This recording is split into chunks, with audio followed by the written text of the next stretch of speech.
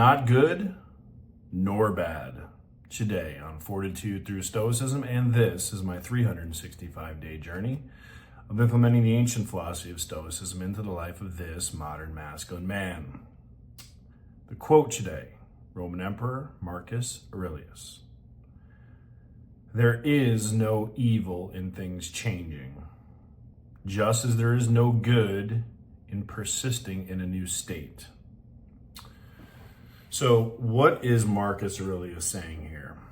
When people say that change is good, they're usually trying to reassure someone or maybe even themselves. Basically, we instinctively view change as bad, or at least we're suspicious of it, right? Because we're comfortable in the environment exactly the way it is, exactly the way we know it is. So for many people, they view change as bad. Now, here's the thing. Making my tea. The Stoics want you to do away with those labels altogether. I talk about this. I use the flight. It's just a flight. It's not good or bad. Remember, events are objective. It's only our opinion that says it's good or bad. So, this is what makes us fight for or against something. Better attitude, to decide to make the most of everything. But to do that, you must first cease fighting. So what are we fighting against, right? We're fighting against all those wants, wishes, objective views we're placing on things. Oh good, the water's barely lukewarm. Outstanding. It is what it is, right? So this is just a cup of tea. If I say it's good, it's objective. If I say it's bad, it's objective. This is just a cup of tea. Yes, the water is barely lukewarm. It is what it is. Now, I'm not upset that my tea is not nice and hot.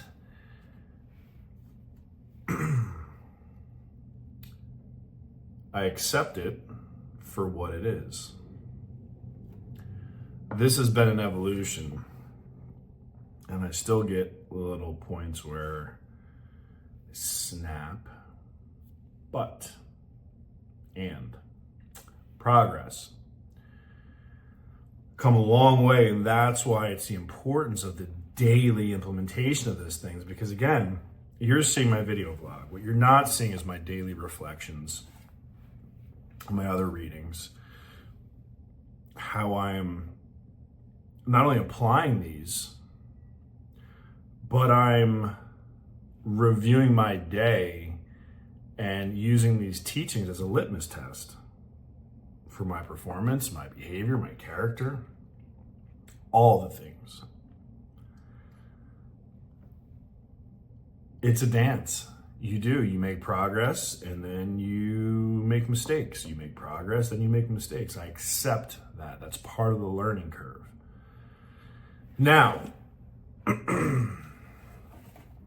truthfully, I've been on this journey now over a year, and it's opened my eyes to many other philosophies, ideologies, ways of thinking. And so I've started to go down those paths as well. And yes, Stoicism would be considered an ancient philosophy.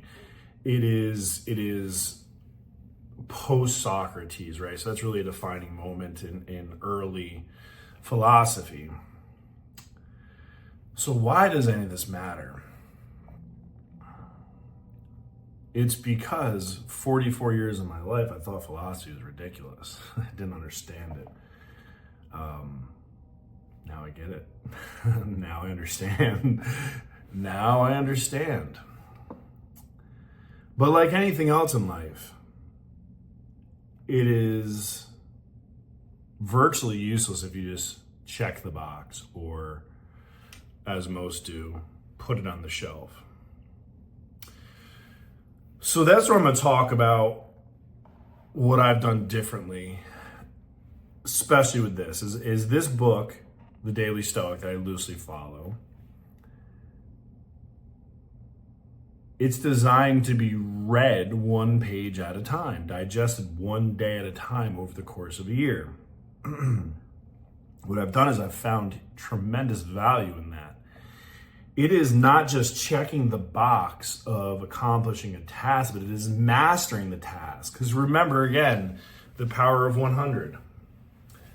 And you can do the math. If you spend 100 hours in a year, which I believe is 17 minutes a day or something like that, I don't even know. Somebody can do the math for me. So 100 times 60 divided by whatever. My brain isn't on yet. It's early. I got in late. And I gotta be in full swing here in about 25 minutes. So we gotta kick this thing on.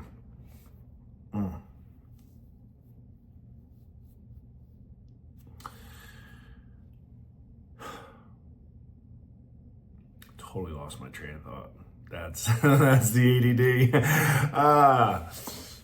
So let's circle the wagons here. We've talked about accepting things for what they are. An event is objective. A flight is a flight. It's the good or bad is our our perspective, right? We're labeling something. So why does any of this matter? Why does any of this matter? Because here's the thing. We get frustrated in our life when we're fighting against a tide, right? I started reading, studying the 21 Principles of Dokudo by, I think I mentioned this, by Miyamoto Musashi. And one of the very first principle is accept everything just the way it is. Life flows like water. Resist it and you will be swept away. The world unfolds as it will, and no one must resist its natural flow. To fight against reality is to weaken oneself. To fight against reality is to weaken oneself. You are putting this energy into something that you can't change.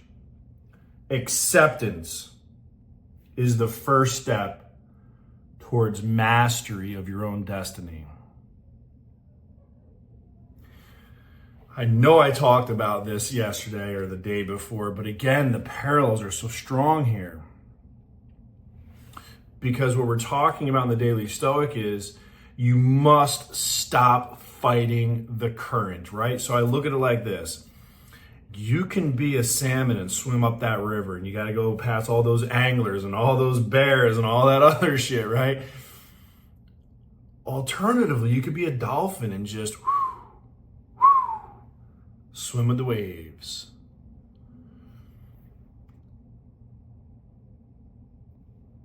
That's how I visualize the difference between acceptance and fighting against nature.